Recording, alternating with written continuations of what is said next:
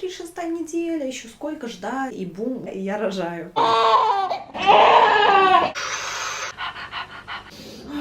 Влажное, мокрое. Вкололи, ужасно больно. Все хорошо. Должны проколоть вам пузырь. А можно мне? И я стала звать маму. Надрез промежности, эффект плацебо. Начались потуги. Не до смеха, обезболивание. Пожалуйста, можно потише. Видна головка. Extra power. Веселящий газ. Слава богу, аллилуйя. Родился. Где реальность, где сон. Невозможно. Ручки, ножки, живой.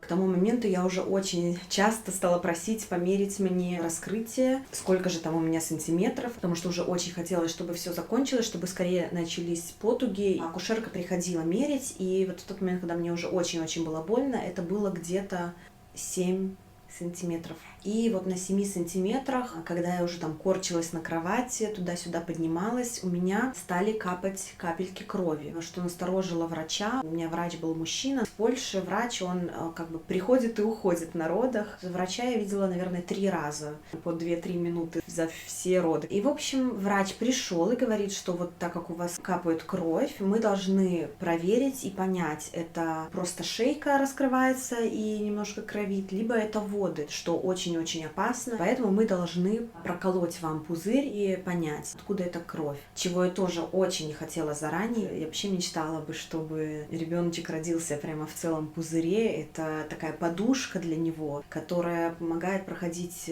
безопасно через косточки. И я думаю, очень приятно даже деткам рождаться в этом пузыре, ведь так устроено, если он не рвется природой, то почему его нужно рвать? Я немножко этому расстроилась, но, естественно, согласилась. В таком моменте, когда ты рожаешь, когда тебе ужасно больно, и тебе врач говорит, что это надо, естественно, ты соглашаешься. Что мне очень понравилось в моих родах, что, например, здесь, в Польше, в Гданьске, в УЦК, где я рожала, здесь любую процедуру, любые действия врача, по крайней мере, тебя предупреждают и говорят об опасностях. Они всегда сообщают о том, что они собираются делать. Я знаю, что в российских, белорусских, например, роддомах даже иногда не спрашивают, просто или ставят перед фактом, или вообще даже не сообщают и делают процедуры такие, как прокол пузыря, надрез промежности и так далее.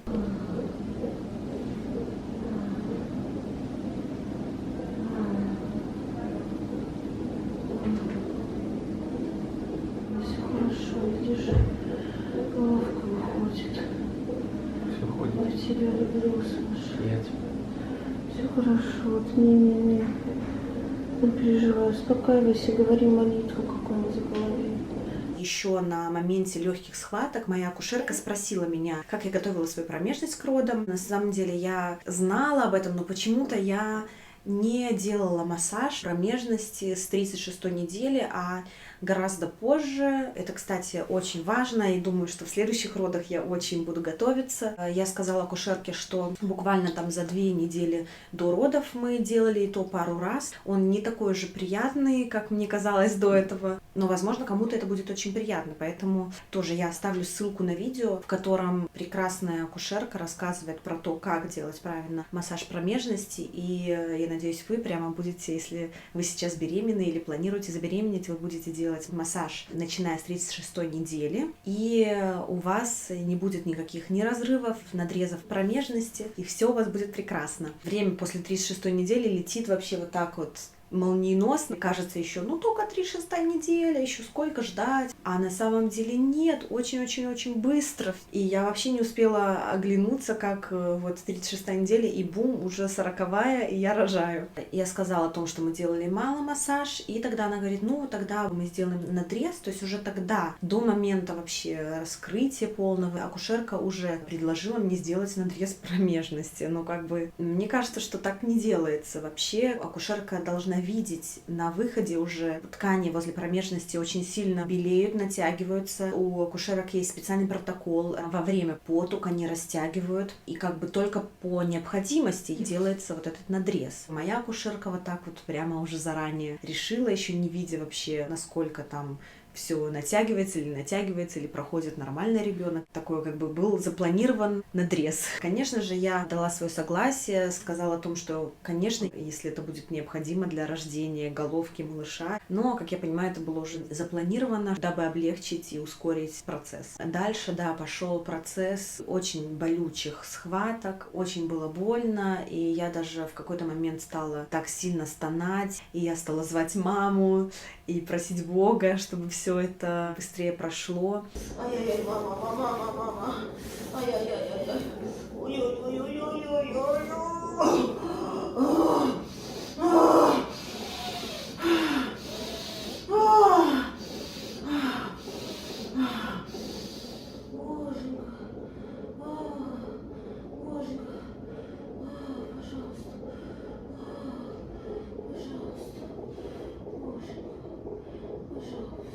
Что меня очень удивило, я стала просить анестезию. Хотя на тот момент уже мне принесли обезболивание в виде веселящего газа, который просто тебя так расслабляет, успокаивает. Но им дышала не я, в основном дышал мой муж Саша.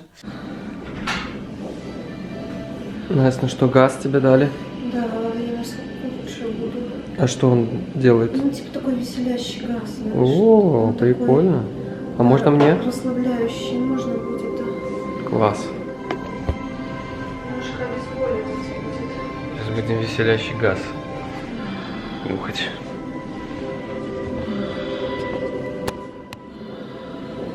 Это я на Настю налил водичку немножко.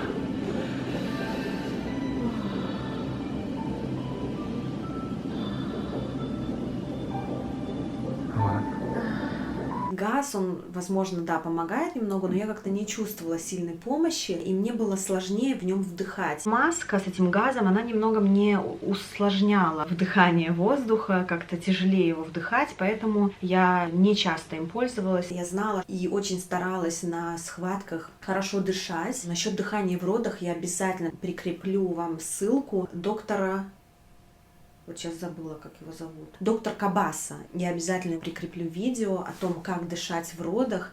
Именно оно мне очень сильно помогло. Хотя я смотрела много разных других видео про дыхание в родах. Малыш уснул, я его переложила. И я стала просить анестезию. Так получилось, что эпидуральную анестезию они мне уже не ставили. Во-первых, не было рядом анестезиологов, которые могли мне поставить, потому что они все были там где-то в ковидном отделении. Ну и, наверное, на таком раскрытии уже не ставят эпидуральную анестезию, в ней уже нет смысла. Она вот мне это все объяснила и говорит, что я могу вам вколоть опиоидное обезболивание. Ну и, конечно же, я согласилась. Хотя мне кажется, что не сильно мне помогло это обезболивание, но все же эффект плацебо такой, что вкололи, значит, должно бы стать лучше уже. Ну и все, и где-то, наверное, через минут 5 начались потуги. И это так смешно, мы сейчас вспоминаем. Я звала акушерку и говорила, что мне нужно какать по-польски. Это звучит «я хочу сделать купы». И я просто кричала «купы, купы, хочу купы».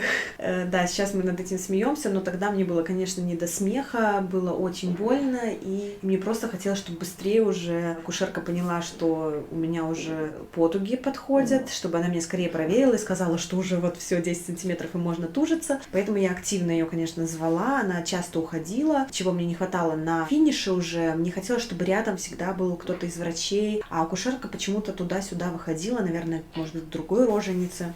А мне как раз хотелось, чтобы кто-то был все время со мной рядом, проверял там меня все время и говорил, что уже хорошо все, и как-то помогал морально. Конечно, Саша был рядом со мной и как-то пытался мне помочь, но я понимаю теперь, что он тоже сам переживал, тоже сам волновался.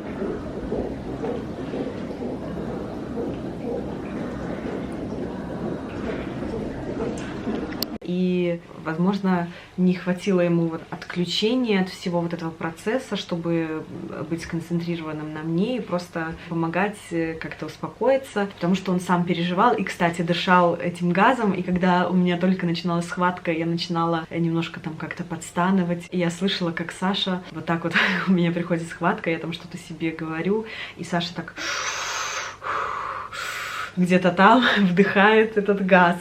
Поэтому, да, этот веселящий газ скорее помог Саше, а не мне. В конце уже, когда я почувствовала, что идут потуги, я стала звать акушерку. Наверное, последний вот сантиметр у меня прямо очень близко были потуги, но она мне еще не разрешала тужиться. И тоже, кстати, спасибо доктору Кабаса за это дыхание. Мне очень оно помогло. Я продыхивала каждую схватку, как собачка. Вот это дыхание по-собачьи называется. Вот так. И мне оно очень помогало, хотя я помню, на этом моменте уже акушерка мне советовала какое-то другое дыхание, которое я тоже попробовала, но оно мне не помогало. И на моменте потуг она мне тоже советовала какое-то другое дыхание, не то, которое я запомнила от доктора Кабаса, и оно тоже мне не сильно помогало. Слава богу, аллилуйя, пришло раскрытие 10 сантиметров, и я наконец-то смогла тужиться. Ну и весь этот процесс занял, наверное, минут 15, мне кажется. Тогда уже возле меня была не одна, а уже 3 акушерки. Одна акушерка такая зашла, и сразу там что-то... Я уже не помню, что она мне говорила, она таким громким голосом стала что-то говорить активно. Мне это настолько стало как-то мешать и выбивать меня из вот этой вот атмосферы, что я просто попросила, пожалуйста, можно потише? Спасибо моей акушерке, которая была моя основная. Она что-то ей как-то так сказала по-польски, я уже даже не помню что, чтобы она мне просто не мешала своими вот громкими наставлениями, разговорами. Я сразу почувствовала себя в таких надежных руках, что вот эта моя акушерка, она как бы за меня, со мной. После первой и второй потуги я все спрашивала, уже есть, видна уже головка, уже видна головка? И она говорит, да, уже видна головка. И я говорю, а можно потрогать? Потому что я знала, что некоторым женщинам помогает потрогать головку ребенка, и они тогда как будто бы добавляется у них такая extra power, дополнительная сила, и им легче дальше протужить ребенка. В общем, она мне разрешила, да, потрогать, но, честно говоря, я ничего не разобрала. И она говорит, да, вот это головка. Вот прямо она мои пальцы приставила к головке. Но как-то я не поняла, где там мое тело, где там Левкина головка, потому что оно все было такое какое-то влажное, мокрое. Но я поверила, конечно, и представляла, что вот-вот ребенок уже рядом. И, конечно, это мне помогало тужиться, напрягаться и помогать ребеночку выйти. И буквально, наверное, за 4-5 потуг вышел наш Левка, родился.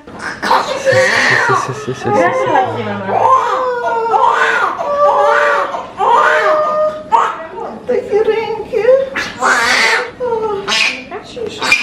Я думаю, żeby suche było, dobra?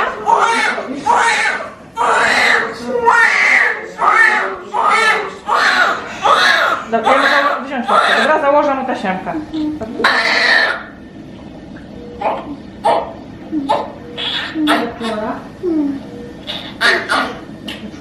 Конечно, вот этот момент рождения, когда он родился, когда они говорят, пани, смотрите, кто это, вот, это ваш ребенок. Это просто такой момент, который, наверное, какой-то переход из одного состояния в другое, в какое-то космическое, когда не понимаешь, где реальность, где сон вообще. Wszystko w porządku. Trochę się oczekiwania zmieniły, co? Tak, to... Jednak zupełnie inaczej się później odczuwa. Takie ciepłe, wieży. No. On taki duży głowę ma, co? Taką wyglądało.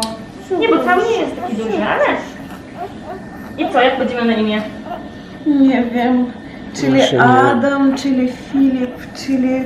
Итак, появился у нас Левка, родился такой красненький, такой бордовенький, закричал сразу, такой глазки сразу смотрит. У него были такие длинные ногти, что я вообще не поверила своим глазам, как у ребенка в животе могут вырасти такие длинные ноготочки. Pani? Dam mu wszystko suche, dobra? Nagrzane i suche. Настя, ты дай мне jakąś czapkę. Его сразу положили мне на грудь, дали отпульсировать пуповине. Я тоже очень хотела, чтобы пуповина отпульсировала полностью. Но мне, наверное, дали минут 5. Таковы правила в больнице. Поэтому вот я даже хотела тоже рожать дома. Саша перерезал сам пуповину. Были еще пару схваток, и родилась плацента. В общем, вот такие вот видео с ребенком. Теперь он здесь у меня лежит и кушает. Вот очень важный момент, который мне очень понравился. Левку положили мне на грудь, ничем его не обмывали там, не мыли. Надели ему только шапочку и прикрыли пеленкой. И он лежал на моей груди. Подошел Саша, фотографировал его, уже снимал. Ну вот, собственно, и все. Ребята, это было так больно в какой-то момент. И так уже казалось невозможно, а когда нужно было тужиться, это вообще... Я тужилась. А потом оказалось, что я никогда не вытужу. А вот он потом раз и вывалился весь зелененький, какой-то такой. Я видел, Настя, как он вываливался. Да, это хорошо, тебе Он такой понравилось. Сначала вообще было без... Не без типа сознания, Я да. сначала подумал, что это за лада такое, это его голова. Ну, чуть-чуть,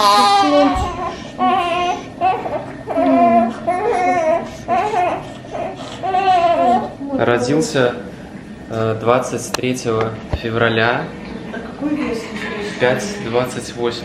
Самый классный период начался после того, когда мне уже зашили промежность, провели все процедуры, там все обработали. Все вышли и оставили нас втроем уже в палате, вот в этой в родовом боксе, где-то на 1,5 часа. Никто нас не беспокоил, никто не приходил. Они даже опять приглушили свет. Такое чудесное время, когда он только родился. Наслаждались вот этим периодом, смотрели на него. Кстати, перед тем, как они ушли, попросила помочь мне приложить его к груди. Мне помогли. Он даже что-то там пососал, какое-то молозиво. Конечно, сразу у него, как у всех деток, есть сосательный рефлекс. И, в принципе, уже успокоился, уже не кричал. И это было чудесное время. И мы просто радовались нашему событию, нашему Левке. И праздновали эту жизнь.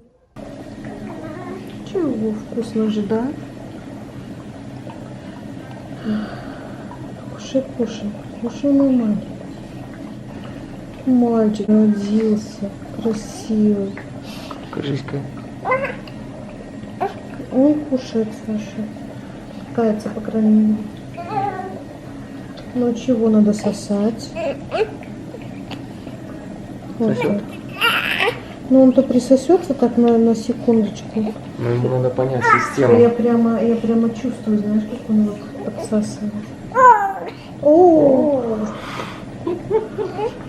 И как итог моих родов могу сказать, что как только малыш родился, я на него посмотрела, взглянула только, я в тот же момент поняла, что я готова пройти все это еще раз, чтобы мне только его положили на грудь, чтобы его увидеть, и никакая боль даже не сравнится с итогом всей вот этой беременности, родов. А итог — это вот прекрасный малыш, который лежит у вас, который трогает вас, который вот так вот открывает глаза. Это целый человек, да, он еще очень маленький, ничего не понимает, но он уже открывает глаза, он кричит, у него есть пальчики, ручки, ножки, это все просто невероятно и какое-то чудо. И в тот же момент я тоже говорю: Саша, это же, ты помнишь, мы как будто бы вчера только попробовали забеременеть. Это так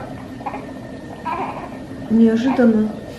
Кажется, мы только вчера с Сашей решили на его день рождения под шампанское попробовать, сделать ребенка.